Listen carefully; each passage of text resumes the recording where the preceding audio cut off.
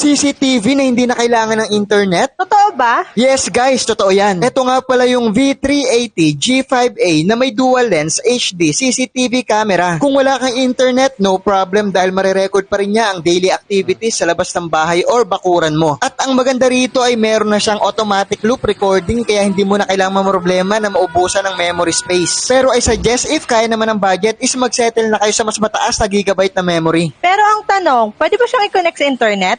Pwede at pwede mo siya ma-monitor anywhere kahit malayo ka pa sa bahay mo gamit lang ang cellphone mo. Paano pag gabi? Malinaw din ba siya? Yes, dahil meron na rin siyang intelligent full color night vision and infrared night vision. Meron na rin siyang motion sensor at magno-notif na rin siya sa cellphone mo once na mag-alarm ang CCTV. Malinaw na rin ang camera dahil naka 1080p na ang resolution niya at nagro-rotate na rin ang camera ng 355 degrees horizontal at 120 degrees naman ang vertical. Bukod sa dalawang HD lens is meron na rin niyang microphone